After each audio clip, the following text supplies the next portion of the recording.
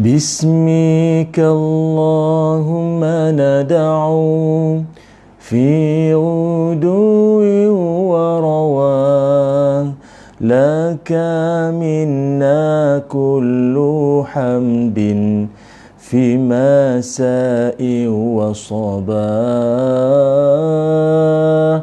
هب لنا منك رشدا واهدنا سبل صلاح إن تقوى الله نور وطريق للفلاح باسمك اللهم ندعو في غدو ورواح لك منا كل حمد في مساء وصباح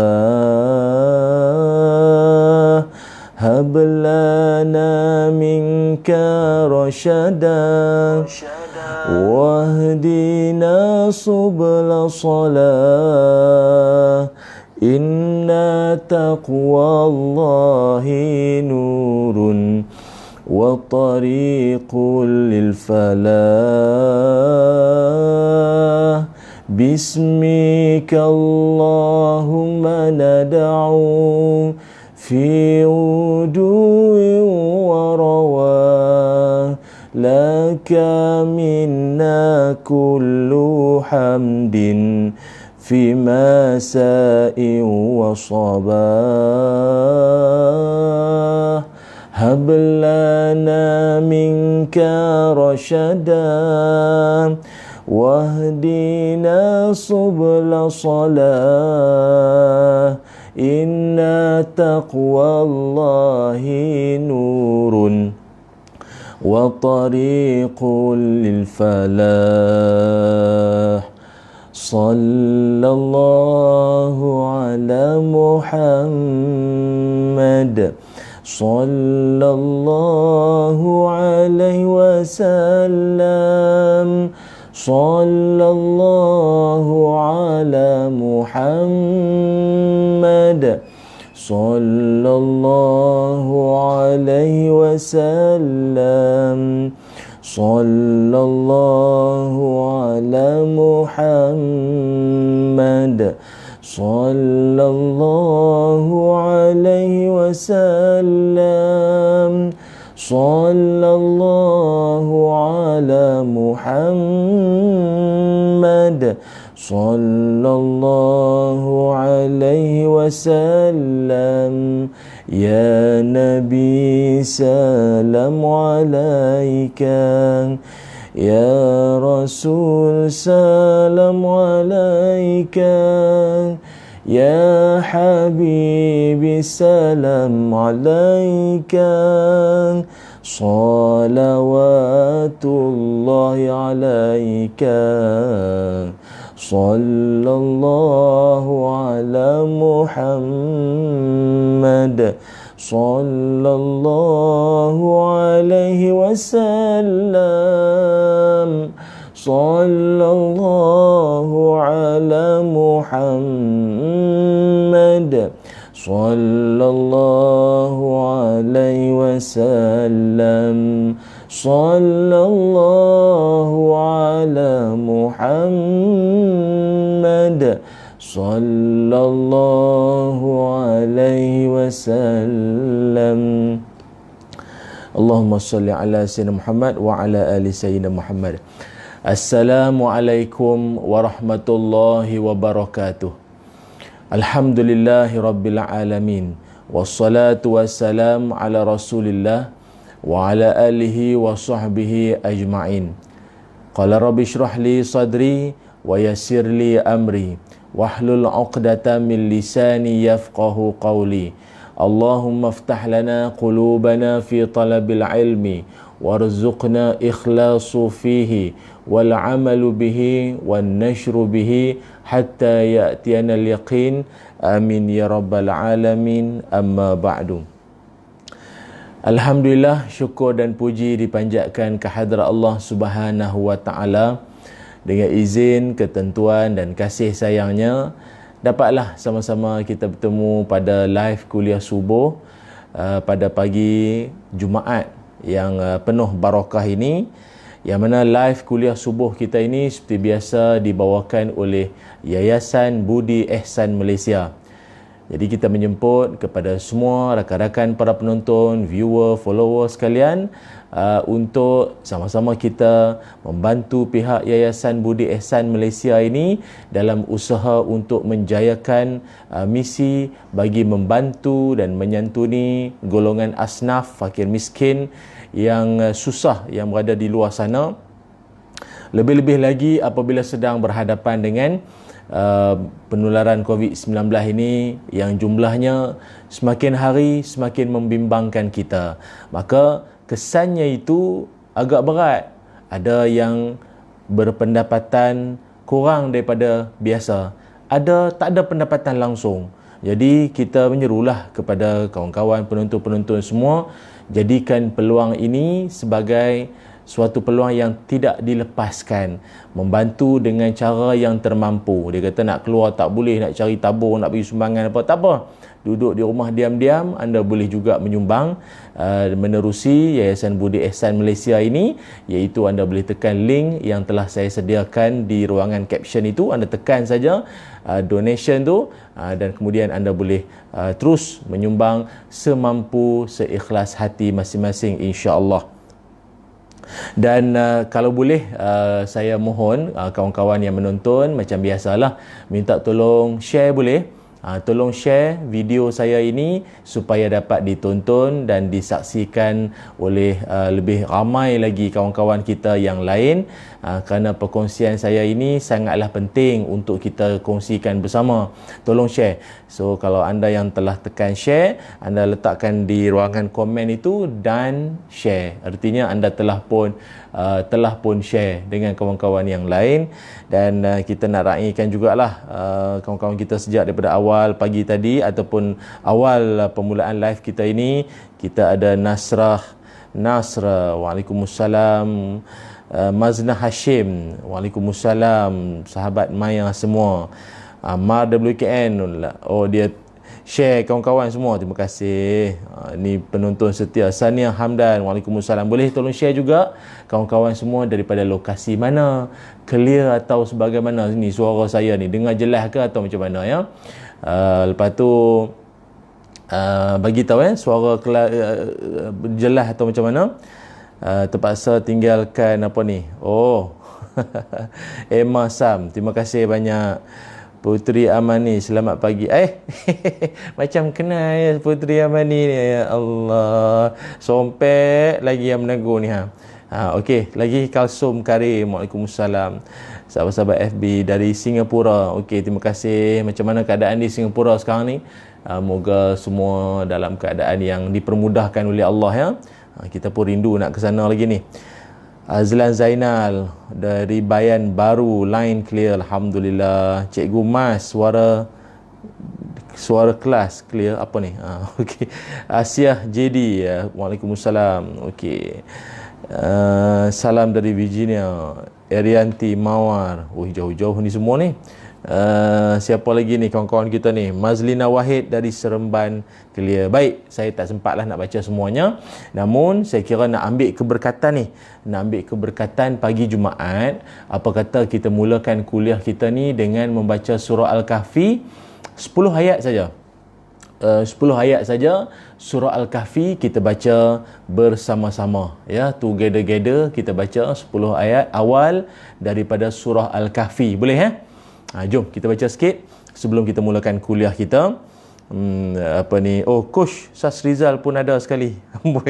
Amboi awal dia bagi ting ya. Dia kata kawasan dia apa ni, hujan pagi ni. Okey, jangan lupa untuk share tu. Jangan ting saja, share.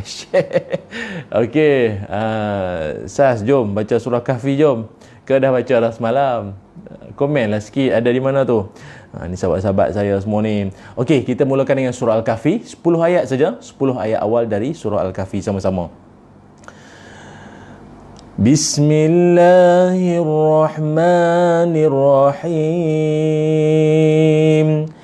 Alhamdulillahilladzi anzala ala abdihil kitab wa lam yaj'al lahu 'iwaja qayyiman liyunzira ba'san shadidan min ladunhu wa yubashshiral mu'minin ويبشر المؤمنين الذين يعملون الصالحات أن لهم أجرا حسنا ماكثين فيه أبدا وينذر الذين قالوا اتخذ الله ولدا ما لهم به من علم ولا لآبائهم كبرت كلمة تخرج من أفواههم إن يقولون إلا كذبا فلعلك باخع نفسك على آثارهم إن لم يؤمنوا بهذا الحديث أسفا إنا جعلنا ما على الأرض زينة لها لنبلوهم أيهم أحسن عملا وإنا لجاعلون ما عليها صعيدا جرزا أم حسبت أن أصحاب الكهف والرقيم كانوا من آياتنا عجبا إذ أوى الفتية إلى الكهف فقالوا ربنا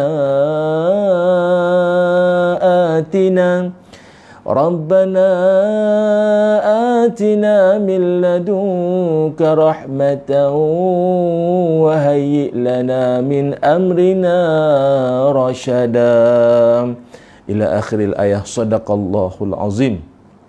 Okey, Alhamdulillah, itu dia surah Al-Kahfi 10 ayat awal yang telah pun kita bacakan bersama. Mudah-mudahan Allah Subhanahu Wa Taala menjadikan kita ni di kalangan orang yang dipelihara Allah daripada fitnah, kejahatan Dajjal, dan kita dan seluruh isi keluarga dan keturunan kita Allah peliharalah. Amin Rabbal Alamin. Okey, amboi, Cik Sarsizal tak habis lagi ting-ting dia tu. Oi, dia ting sungguh. Okey. Baik para penonton sekalian, tolong share, tolong tekan share dengan kawan-kawan yang lain. Okey, sahabat-sahabat yang dirahmati Allah sekalian, tajuk kuliah live yang dibawakan oleh Yayasan Budi Ihsan Malaysia ini, tajuknya ialah 4 tanda mencintai Rasulullah sallallahu alaihi wasallam. Tanda sayang pada Nabi itu ada 4 tanda. Banyak, tapi izinkanlah saya dalam ruang keterbatasan waktu yang terhad ini untuk saya kongsikan dengan para penonton yang disayangi sekalian. Ada 4 yang boleh kita pegang, yang boleh kita jadikan sebagai panduan bersama. Dalam kehidupan kita ini, banyak perkara dia akan ada tanda-tanda. Kalau orang tu dia bertunang, dia tanda dia apa? Ada cincin. Tak tahulah cincin belang rotan ke, cincin apa cincin lah. Ada batu, tak ada batu. Cincin menandakan dia sudah bertunang. Jangan duk kacau tunang orang. Lagi, apa tanda hari nak hujan? Mendung, gelap, angin sepoi-sepoi language. Angin sepoi language, angin sepoi bahasa. Apa lagi? Tanda orang mengandung. Orang pregnant. Ni ramai pregnant ni. Ramai mengandung.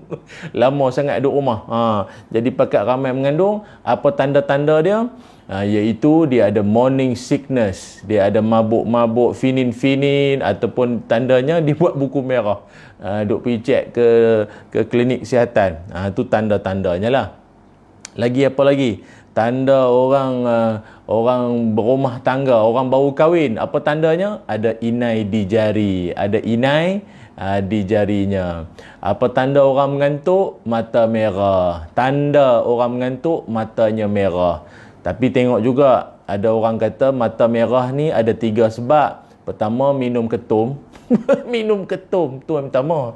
Ya, yang kedua belah hantu raya. Yang ketiganya sebab dia mengantuk. Jadi siapa-siapa yang tengah duk tengok saya ni, tengah duk mengantuk, tengok mata dia.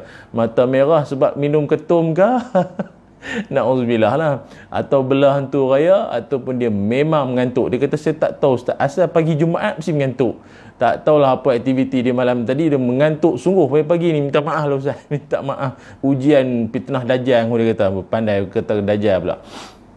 Okey, jadi begitulah juga tanda kita sayang kepada Nabi Muhammad sallallahu alaihi wasallam, pasti akan ada tanda-tandanya yang membuatkan kita ini menzahirkan bahawa kita begitu sayang dan cinta pada Rasulullah sallallahu alaihi wasallam. Tuan-tuan semua, kita sedia maklum bahawa bila kita sebut saja berkait tentang kecintaan kepada Nabi Muhammad sallallahu alaihi wasallam, ia merupakan suatu tanda bahawa orang itu kalau dia sayang pada Nabi, dialah orang yang taat pada Allah. Apa kata Allah Ta'ala dalam Quran? A'udzubillahi minasyaitonirrajim.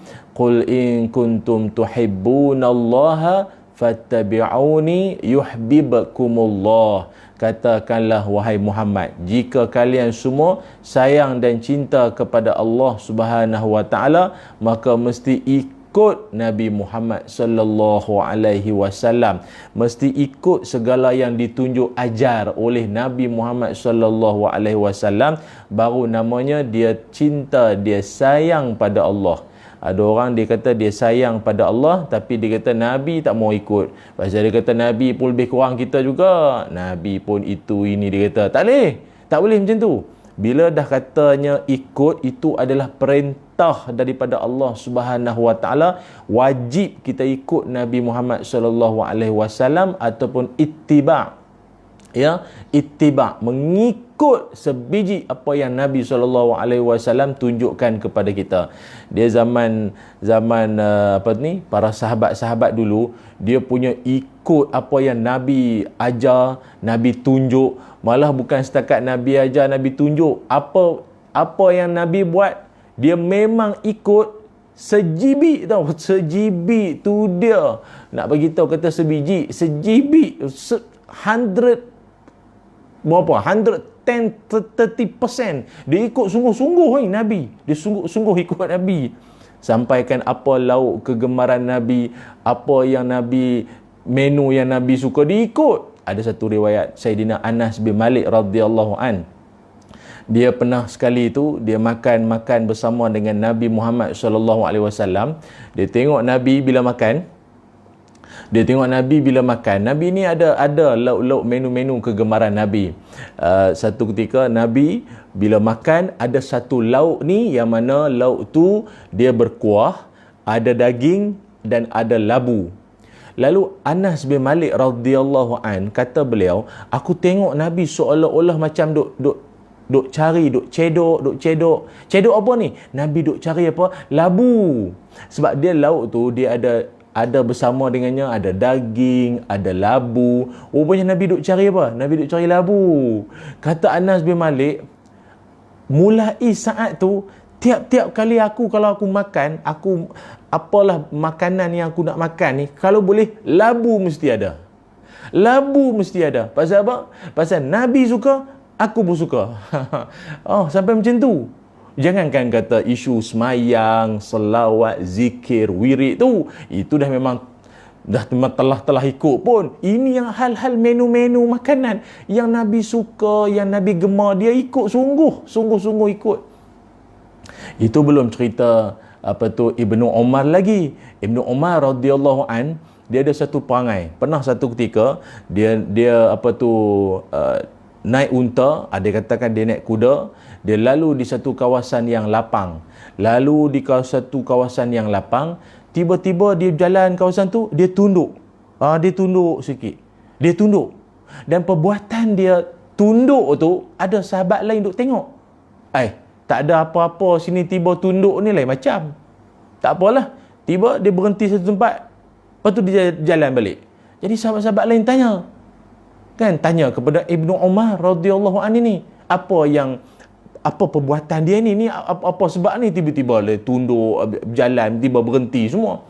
Dia kata dulu kawasan ni ada pokok. Dulu kawasan ni ada pokok. Tak tahulah majlis bandaran dah potong ke apa. Ada pokok. Jadi bila Nabi Muhammad sallallahu alaihi wasallam Nabi lalu di sini, Nabi pernah tunduk. Nabi tunduk sebab ialah barangkali mungkin ranting pokok tu dia besar ke apa kan, maka Nabi tunduk sikit bila lalu dekat kawasan tersebut. Jadinya Ibnu Umar dia kata, walaupun dah tak ada pokok, perbuatan Nabi duk tunduk sikit tu, aku ikut juga. Berhenti kat mana? Situ juga aku berhenti. Padahal Nabi tak share location pun, kalau bahasa hari ni lah. Tak pun. Tapi dia ingat, dia ikut. Kalau boleh, nak ikut Nabi Muhammad sallallahu alaihi wasallam. Itu belum cerita lagi Sayyidina Ali karamallahu wajhah. Sayyidina Ali radhiyallahu an. Sayyidina Ali dia pernah nak naik kenderaan, nak naik kuda. Dia akan buat apa? Dia akan memuji-muji Allah dulu, sama ada dengan menyebut alhamdulillah, alhamdulillah, Allahu akbar. Dah naik pula, bacalah lagi alhamdulillahillazi sakharana hadza wa ma kunna lahu muqrinin wa inna ila rabbina lamunqalibun. Alhamdulillah, alhamdulillah, Allahu akbar, astaghfirullahalazim. Macam-macam. Di ujung-ujung tiba-tiba Sayyidina Ali dia macam ada gelak-gelak sikit lah. Dia ada ketawa sikit, ketawa kecil saya lah kan. Bukan macam ketawa kita sampai 6 harakat. Ni dia sikit-sikit itu. Jadi sahabat-sahabat lain tengok, wahai Ali, apa kau buat ni? Tadi berzikir apa bagai semua, tiba kau ujung-ujung kau macam ada ketawa-ketawa sikit. Dia kata apa? Kau punya soalan sama macam soalan aku pada Nabi Muhammad sallallahu alaihi wasallam dulu. Aku tengok Nabi buat macam tu. Itu yang aku ikut. Nabi baca alhamdulillah, alhamdulillah, Allahu akbar, istighfar. Lepas tu di hujung-hujung Nabi macam senyum, macam ada ketawa kecil lah, ketawa yang penuh sopan lah.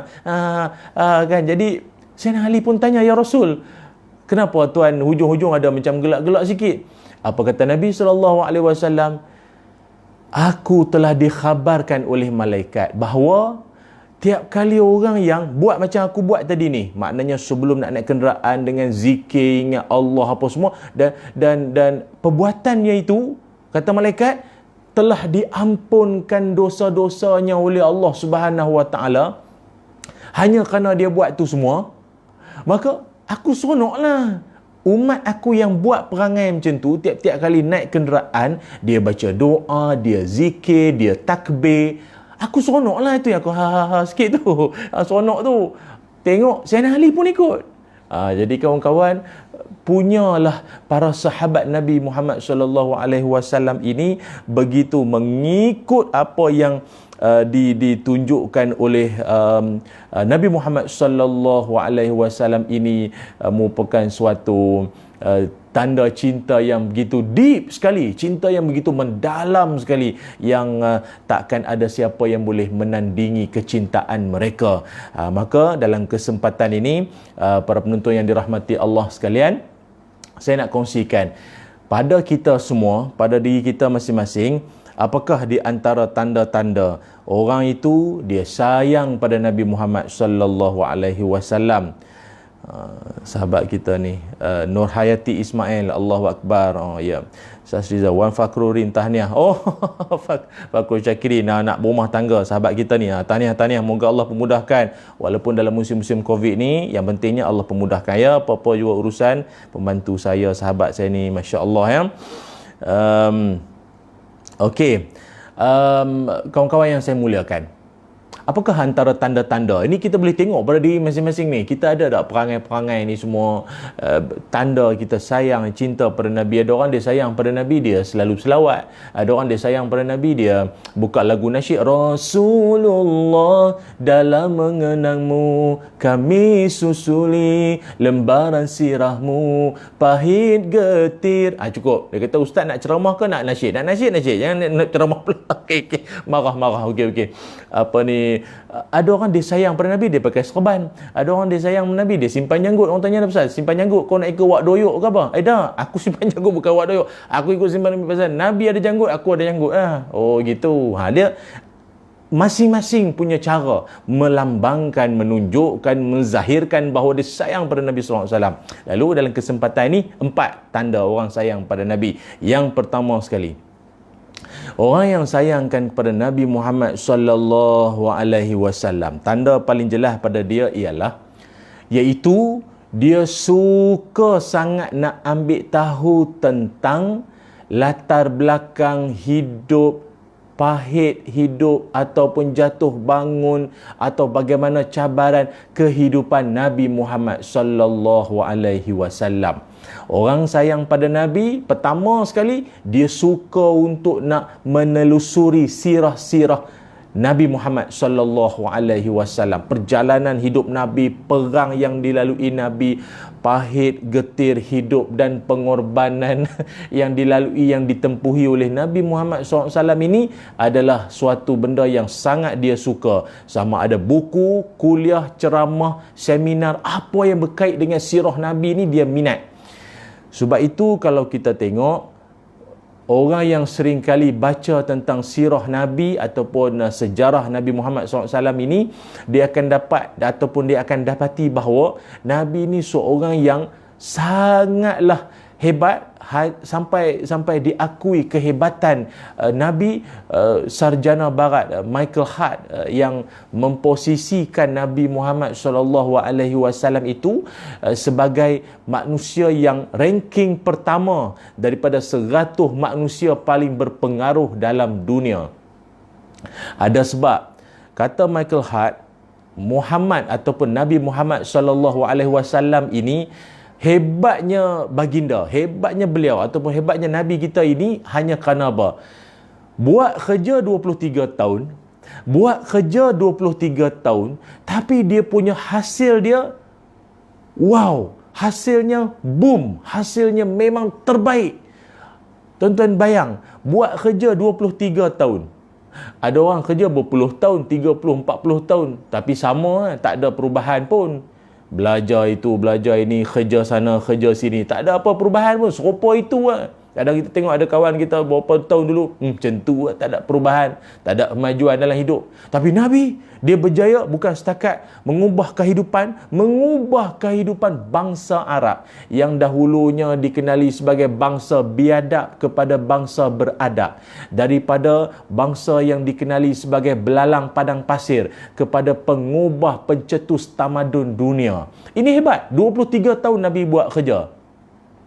Tapi sedikit tidak ada niat untuk merendah-rendahkan mana-mana Nabi Allah Subhanahu Wa Taala, sekadar pelajaran ataupun iktibar buat kita, nak dibandingkan dengan Nabi-Nabi terdahulu. Kan, kalau kita tengok Nabi-Nabi dulu, tempoh dakwah kerja mereka itu lama, panjang. Sebagai contoh, Nabi Nuh alaihi salam berdakwah 950 tahun. 950 tahun baginda Nabi Nuh alaihi salam berdakwah, yang ikut berapa ramai? Ada mengatakan 80 orang, ada yang mengatakan 50 orang, ada kata 8 orang dalam tempoh 900. Ini bukan 9 bulan, 9 minggu, 9 tahun, 950 tahun, kat 1000 tahun. Berapa orang ikut? Jumlah yang saya sebut tadi itulah, sekitar itu. Yang naik kapal tu pun bukan semuanya orang. Siapa lagi? Nabi Yunus alaihi salam. Nabi Yunus berdakwah pada kaum dia 30 tahun. Dalam tempoh 30 tahun Nabi Yunus berdakwah, yang ikut dia 2 orang. 2 orang je yang ikut dia. Siapa? Rubil, yang kedua Tanuh. Rubil dengan Tanuh. 2 ni lah pengikut setia. Agak kalau buat kuliah maghrib, kuliah subuh, kuliah zuhur, live ke kuliah apa, 2 orang tu lah, Rubil, Tanuh. Dua-dua duduk dengar. 30 tahun dakwah. Tetapi itulah yang kita kagum, yang kita bangga dengan Nabi Muhammad sallallahu alaihi wasallam ini, iaitu dalam tempoh 23 tahun Nabi boleh buat kerja yang mana momentum dakwah Nabi itu sampai ke tanah air kita. Nabi tak pernah sampai ke Meru Klang. Nabi tak pernah sampai ke Bandar Baru Bangi. Nabi tak pernah sampai ke Kampung Carok Kemuning Sik. Nabi tak pernah sampai ke batu 38 sabak bernam. Nabi tak pernah sampai pun dekat kota Kemuning. Nabi tak pernah sampai pun dekat kampung temu jodoh di Johor. Tapi Nabi Muhammad SAW punya dakwah merentasi sempadan negara, merentasi seluruh pelosok ke ceruk-ceruk boleh sampai dakwah Nabi Muhammad SAW. Tu yang dulu saya pernah ceramah di satu kawasan dalam di Sarawak dulu, jauh dah lah, saya ingat semua kenderaan saya naik kapal terbang, van, bot, kereta balik. 4 siap lalu sungai. Orang tu siap beritahu, "Ustaz, ini sungai banyak buaya." Banyak buaya. Dia beritahu masa atas sungai. Lain kali beritahu lah masa kat airport dah. Punya jauh, punya dalam. Saya ceramah pukul 8 malam. Saya sampai sana pukul 11 pagi. Awalnya sampai. Rupanya perjalanan tu punya jauh. Jauh sungguh. Dalam. Walaupun dalam, walaupun jauh, bila saya dengar laungan di masjid, Allahu Akbar, Allahu Akbar, sayu dalam hati. Apa sebab sayu? Ya Allah, Ya Rasulullah, dakwahmu sampai ke sini, Ya Rasulullah. Nabi tak pernah pun jejakkan kaki ke bumi Sarawak ini, ataupun ke sampai pedalaman ini Nabi tak pernah sampai pun. Tapi dakwah Nabi yang digerakkan oleh para sahabat, digerakkan tabi'in oleh para alim ulama terdahulu, semangat mereka sayang dan cinta pada Nabi hingga membuatkan momentum dakwah Nabi tu sampai ke sini. Sebab dalam hati, hebatnya Ya Rasulullah. Itu.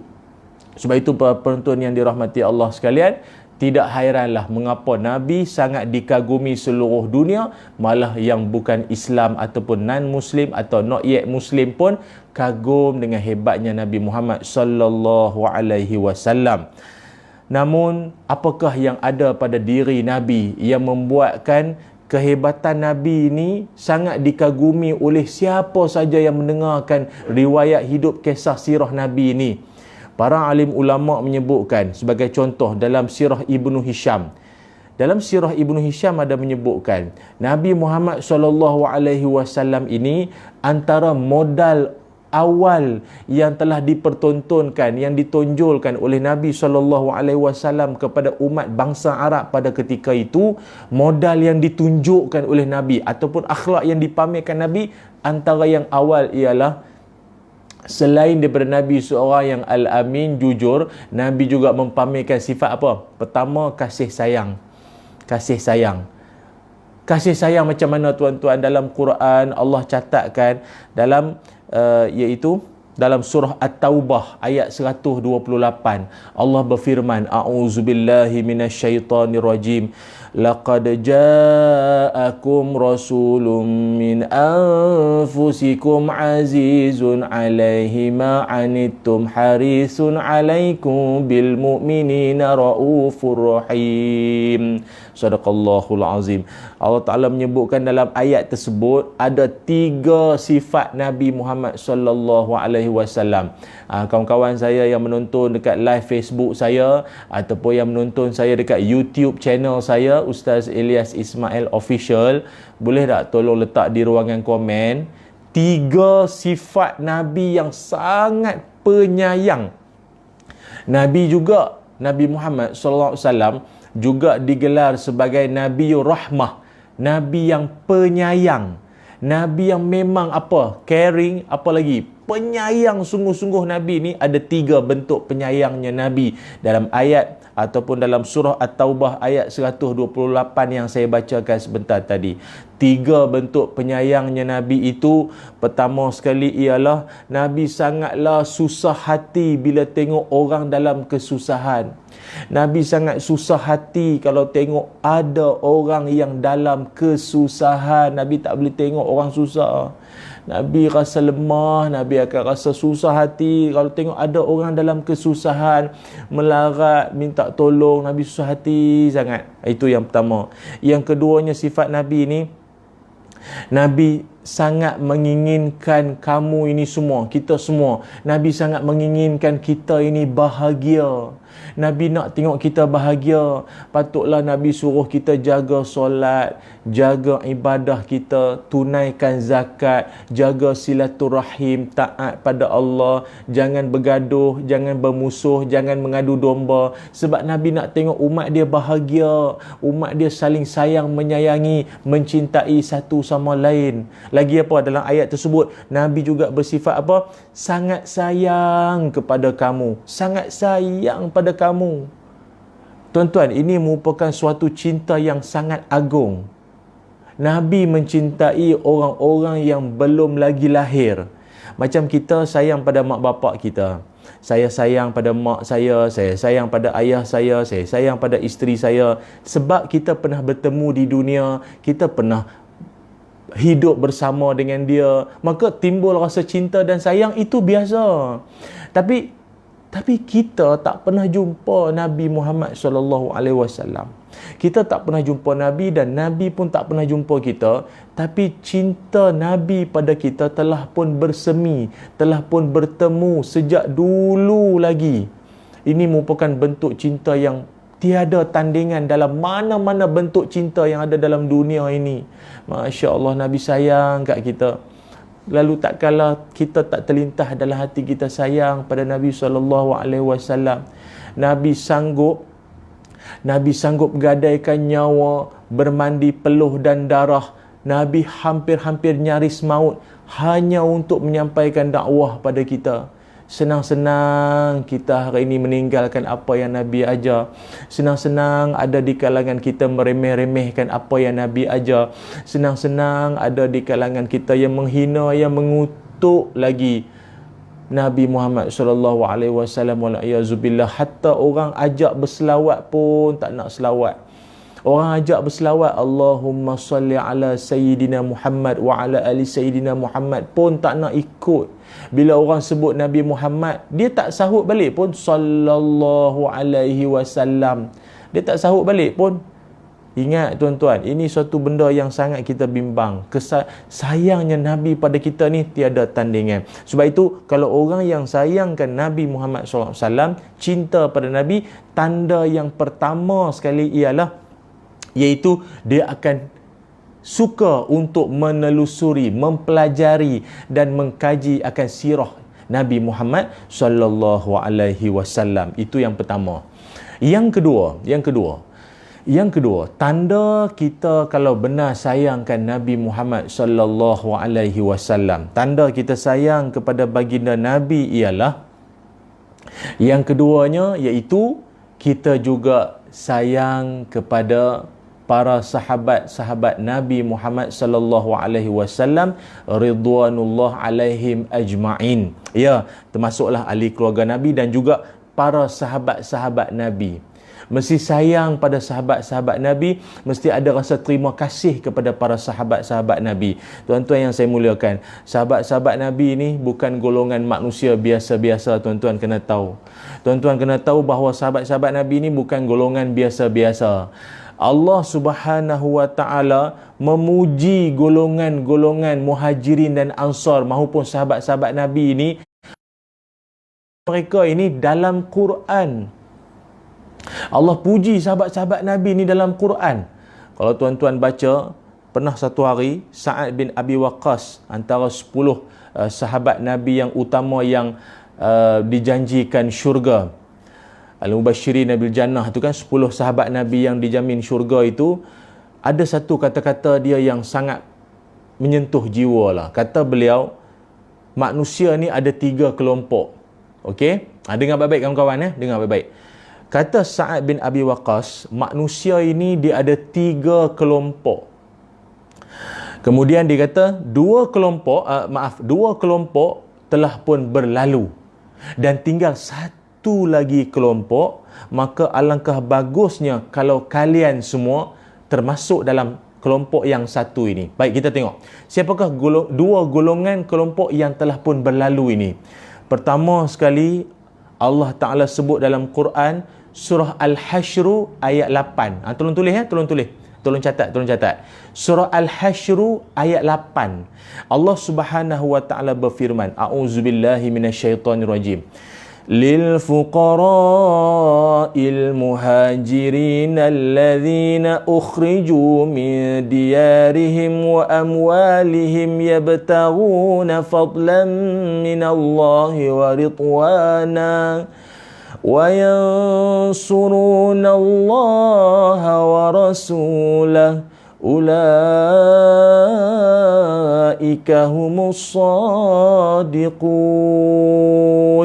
Sadaqallahul azim. Allah berfirman, juga bagi para fakir yang berhijrah, yang diusir dari kampung halaman dan harta benda mereka kerana mencari kurnia Allah dan keredaan Allah, menolong Allah dan Rasulnya, mereka itulah orang yang benar. Okey, tuan-tuan, bila saya baca ayat ni, tuan-tuan rasa ni golongan mana?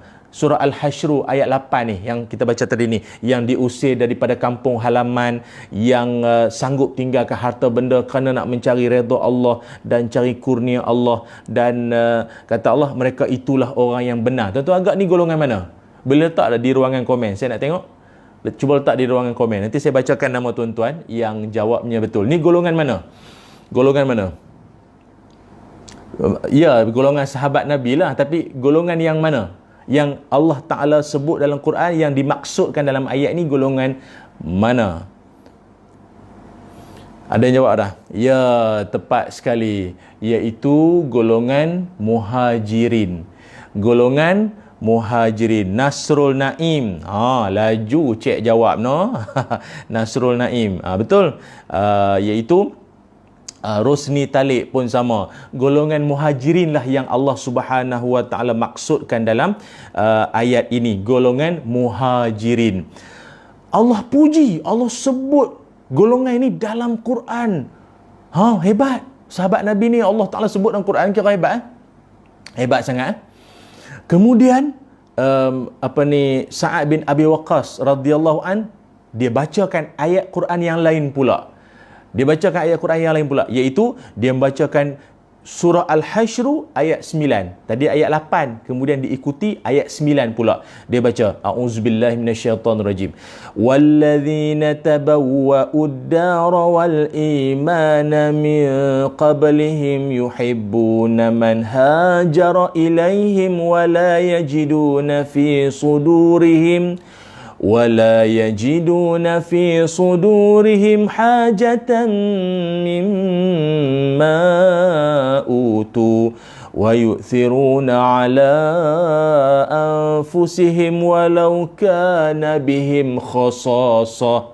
Sadaqallahul azim ila akhiril ayah. Allah Ta'ala ada menyebutkan, iaitu golongan yang kedua ni golongan siapa? Tuan-tuan tak boleh nak agak lagi. Kalau tadi golongan muhajirin, sekarang ini pada surah Al-Hasyr ayat 9, golongan siapa? Ansar. Allah sebut golongan Ansar ni, apa dia punya kelebihan dia, golongan Ansar ini? Golongan Ansar ini, dia ada 3 perangai paling jelas pada mereka. Kalau tadi muhajirin, sanggup tinggalkan keluarga, tinggal harta, apa semua, tinggal habis kerana nak cari redha Allah. Sekarang ni golongan Ansar, dia ada 3 perangai paling utama. Pertama sekali kata Allah, golongan Ansar ini yuhibbuna man hajara ilaihim. Sangat sayang kepada golongan muhajirin. Sayang, welcome. Boleh menerima golongan muhajirin ni walaupun mereka daripada negeri lain, tapi boleh atas dasar sayang pada Allah itu, hidup mereka boleh meraihkan golongan muhajirin. Pertama, sayang pada muhajirin. Yang keduanya ialah golongan Ansar ini, bila dia tolong, apa bantuan yang dia berikan kepada golongan muhajirin, sikit pun dia tak harapkan balasan, tak mengharapkan apa-apa. Ada setengah orang kan dia buat baik, dia punya baik kan baik ada makna. Baik ada makna. Ini golongan Ansar, dia tak ada baik ada makna, tak ada makna apa-apa kecuali mengharapkan redha Allah, ikhlas. Yang ketiganya, perangai golongan Ansar ini, iaitu dia sanggup mengutamakan golongan muhajirin walaupun dia pun bukannya orang senang. Dia pun bukanlah orang banyak duit sangat. Kadang dia pun susah, tapi dia sanggup dalam susah-susah tu, bersusah-susah nak tolong orang muhajirin. Jadi sebab itu saya sering kali di mana-mana saya selalu sebutkan, hatta semalam siapa yang tonton saya dekat forum perdana Ehwal Islam semalam pun saya ada sebutkan kan, di TV1 semalam kan, saya ada nyatakan apa, macam kita sekarang duduk dalam tempoh penularan COVID-19 ini, ramai orang susah. Walau susah macam mana pun, kita tetap kena ada ikhtiar untuk bantu dengan cara yang tersendiri. Tolong. Ramai orang susah. Kadang ada kawan kita tu punya tak ada duit lah, susah, dia pakai mask hak bulan 3 dulu. Teruk sungguh lah, ya Allah. Takut dia jadi pembawa itu. Mask tu asal warna biru jadi kuning lah. Kesian, tak ada duit. Tolonglah, bantu. Kan? Jadi apa jua bentuk bantuan yang boleh disalurkan, bagilah. Itu. Maka dua ayat tadi ni menggambarkan golongan siapa yang Allah Ta'ala puji, iaitu golongan muhajirin dan juga golongan ansar. Kemudian kata Sa'ad bin Abi Waqqas radhiyallahu an, kata beliau, dua golongan muhajirin dengan ansar telah pun berlalu. Dah selesai dah. Cuma ada satu lagi golongan, kata Sa'ad bin Waqqas itu, alangkah bagusnya kalau kamu ini termasuk dalam golongan yang satu ini. Siapakah golongan yang satu ini? Allah Ta'ala berfirman juga dalam surah Al-Hashr ayat yang ke-10. Senang tuan-tuan, dah buka surah Hashr tu, tengok sajalah ayat 8, ayat 9, ayat 10. Ayat 10 tu siapa? Allah Ta'ala berfirman, a'udzubillahi minasyaitonirrajim. Walladzina ja'u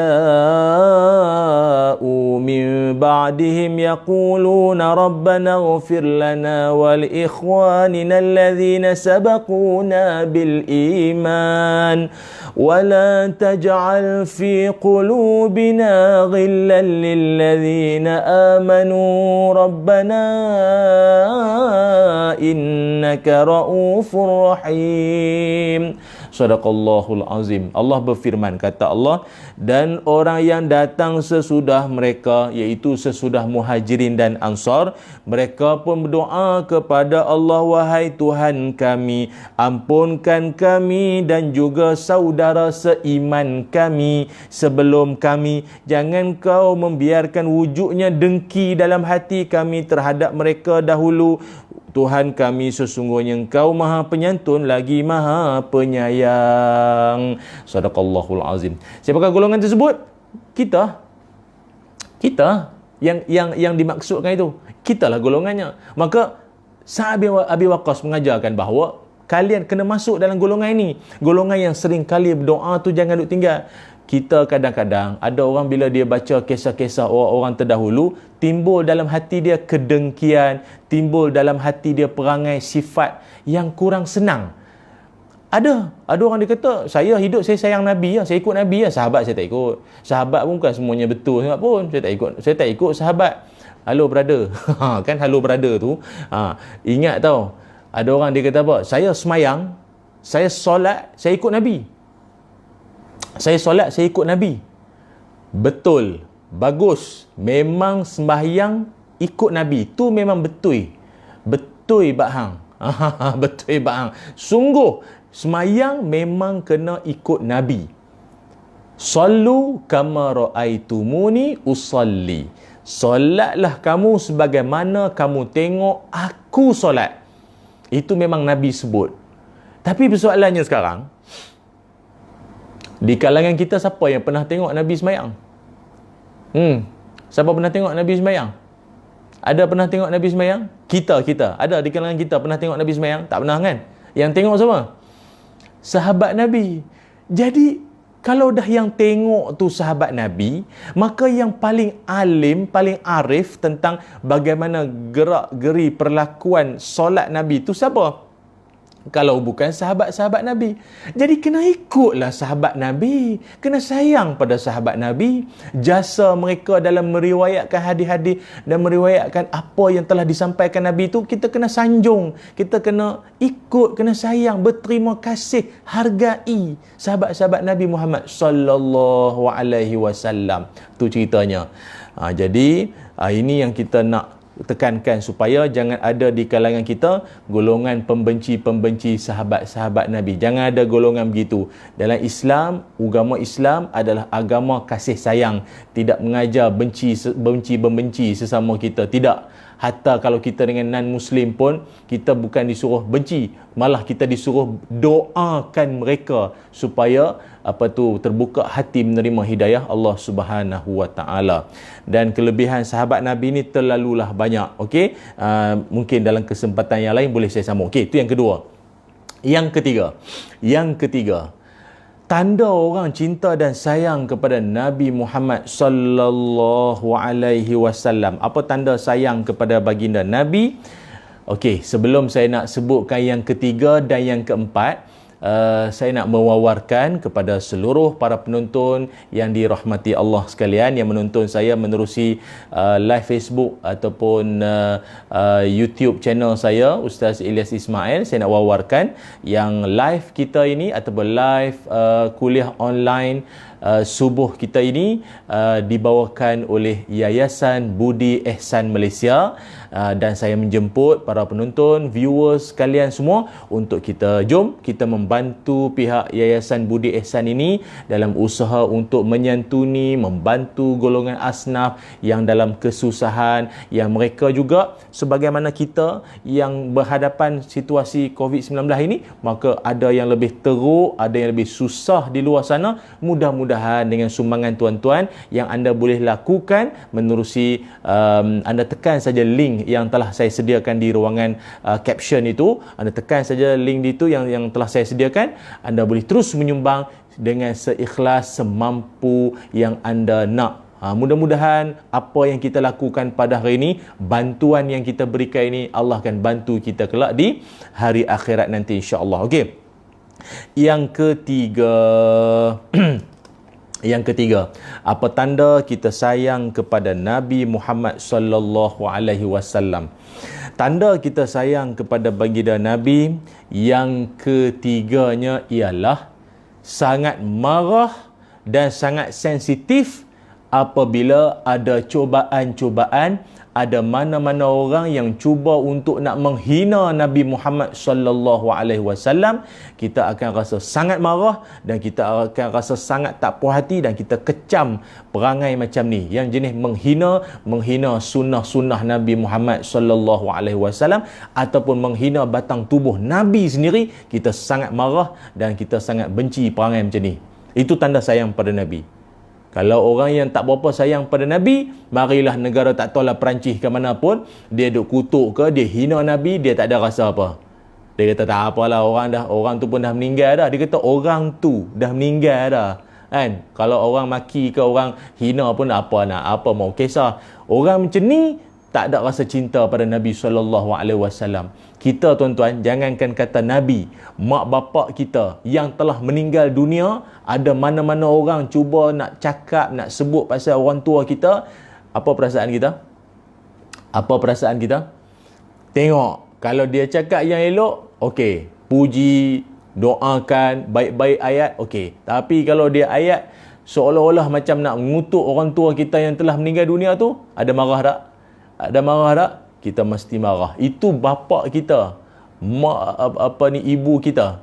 Ini Nabi Muhammad SAW yang telah mengajarkan seluruh umat manusia, termasuk orang tua kita, mak bapak kita dan kita hari ini. Takkan kita tak ada rasa sensitif?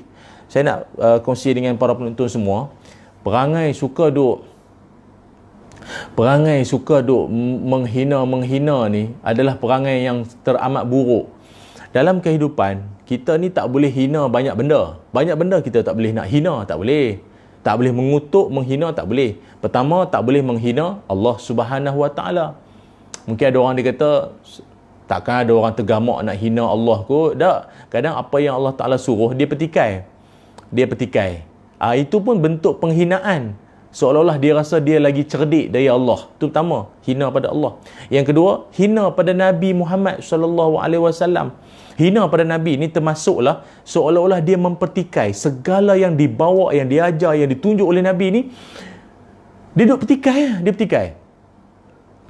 Seolah-olah dia rasa dia lagi cerdik daripada Nabi Muhammad SAW. Ada satu kisah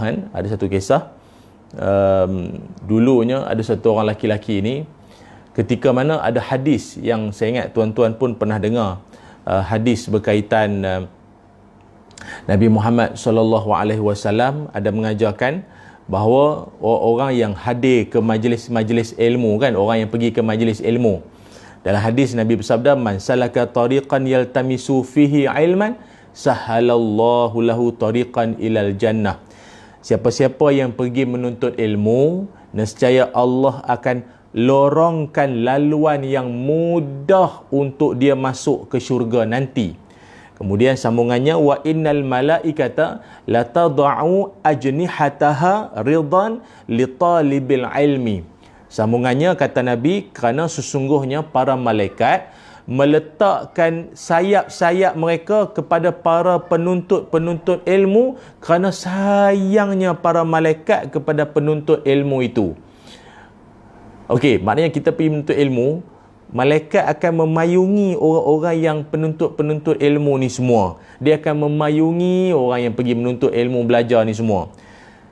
Lalu ada satu orang ini, yang mana peristiwa ini merupakan dalam sebuah riwayat oleh Abu Daud, menceritakan ada satu orang pelajar ini, dia ni perangai dia apa? Tiap kali kalau dia nampak ada orang nak pergi ke kelas, nak pergi ke kuliah, nak pergi ke majlis-majlis ilmu, apa dia akan buat? Dia akan pasangkan paku dekat bawah kasut dia. Apa faedah lah punya perangai ni? Dia bubuh paku di bawah kasut dia itu dengan tujuan apa? Dengan tujuan, kan tadi Nabi kata apa? Orang pergi menuntut ilmu, malaikat akan memayunginya dengan sayap-sayap malaikat lah. Lalu dengan tujuan, dia pakaikan, dia pasang paku di kaki kasutnya itu. Dia kata apa nanti? Aku ingin malaikat merasai sakit dengan paku ini. Dia nak bagi apa? Dia nak bagi, konon-konon bila dia berjalan tu, dia pijak sayap malaikat. Dia ingat ni apa? Malaikat ni dia ingat makhluk manusia macam kita ke apa? Boleh main pijak-pijak macam tu. Sekali dia pijak awak baru tahu. Malaikat tahu besar mana. Besar malaikat-malaikat ni semua. Dia kata apa? Aku bubuh paku ni sebab aku nak bagi paku ambil sayap malaikat. Akibat daripada itu, apa yang Allah Subhanahu Wa Taala balas kepada dia balik, tuan-tuan tahu apa jadi? Perkara itu telah menyebabkan kakinya diserang kulat yang dahsyat. Kulat yang dahsyat kena pada orang tersebut, laki-laki itu. Dan ada riwayat lain menyebutkan bahawa dia itu lumpuh seluruh kaki dan tangannya itu. Dipetik daripada kitab Nasbu Al-Mawaid oleh Abdullah At-Talidi. Dahsyat tuan-tuan. Orang hak duk main-main dengan sunnah-sunnah Nabi yang dipesan-pesankan oleh Nabi ni, dia buat main-main. Oh, jangan. Kan ada satu lagi hadis Nabi SAW ada mengajarkan tentang apabila bangun saja daripada bangun tidur, bangun pagi-pagi, sebelum nak berwuduk, maka basuhlah tanganmu sebanyak 3 kali sebelum kamu nak berwuduk. Sebab kata Nabi, kalian tak tahu ke mana tangan kamu pergi malam tadi. Maksudnya kebersihan lah, Nabi mengajarkan tentang kebersihan. Hari ni kita duk kempen basuh tangan, basuh tangan, basuh tangan. Nabi ajar basuh tangan lama dah. Nabi ajarkan bangun pagi-pagi basuh tangan dulu 3 kali sebelum nak berwuduk. Basuh tangan 3 kali sebelum nak berwuduk. Tiba ada satu orang hamba Allah ni, dia kata apa? Alah, itu basuh tangan tu semua untuk orang yang tangan dia naughty-naughty ya. Orang jenis tangan tak duk diam yang kena basuh. Kita ni hak jenis tidur, beradab sopan ni tak payah nak basuh, dia tu. Tak payah nak basuh-basuh tangan ni semua, tak payah. Yang kena basuh tu tangan tak duk diam. Selup sana, selup sini, tu yang kena basuh tu.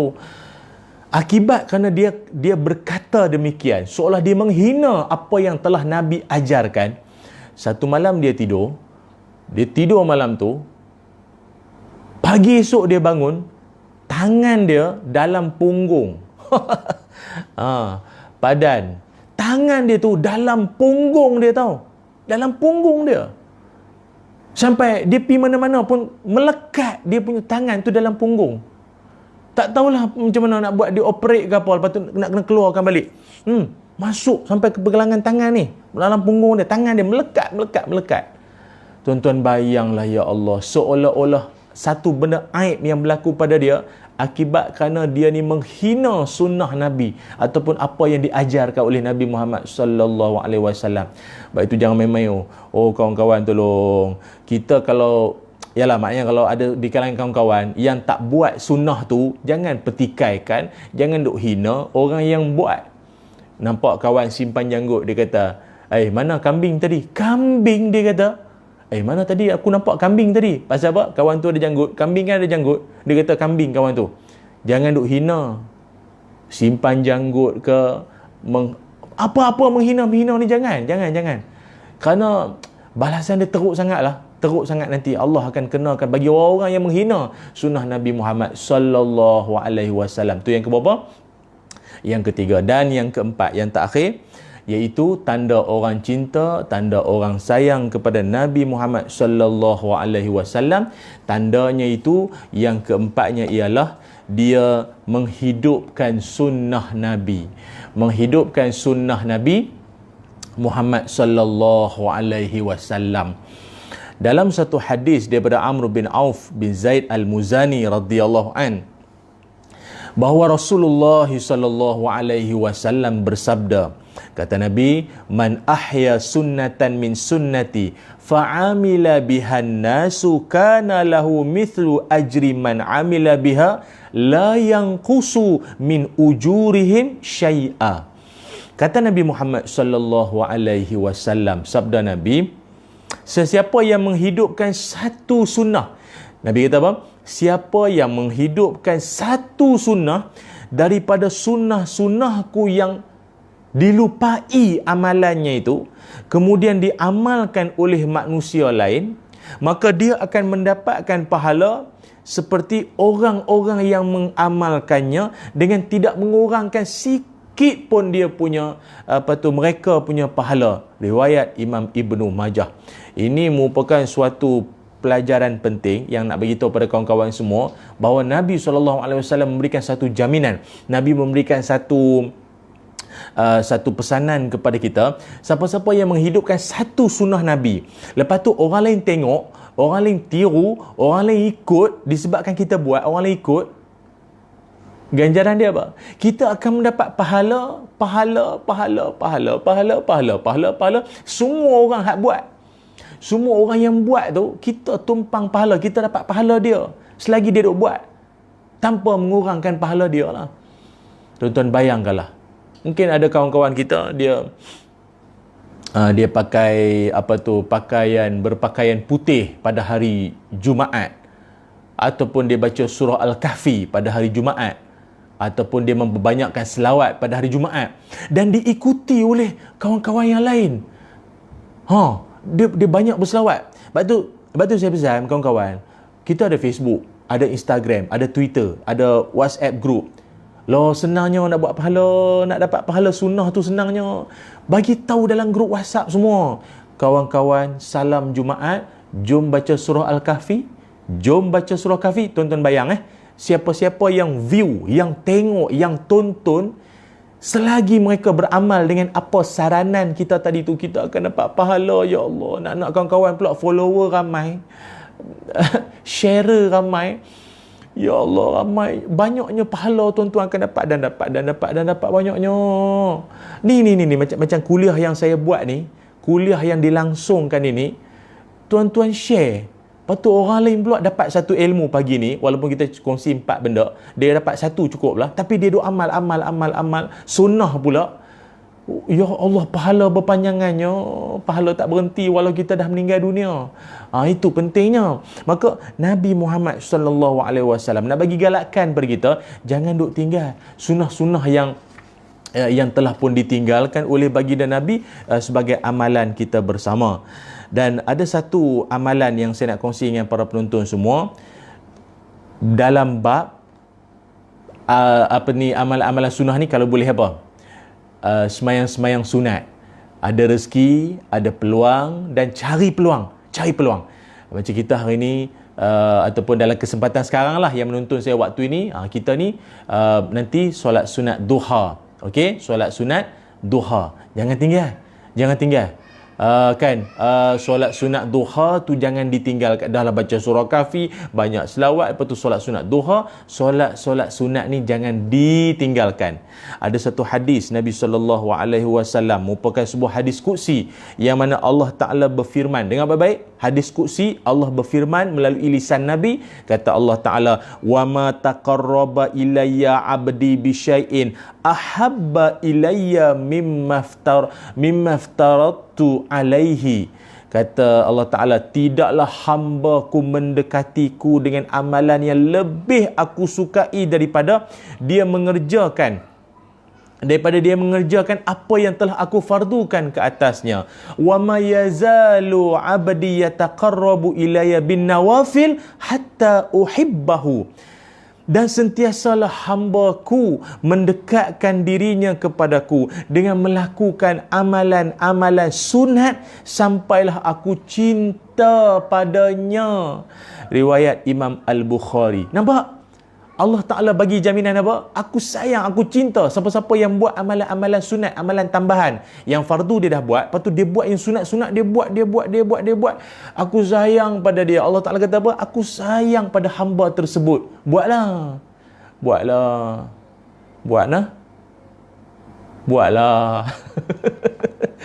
Kan?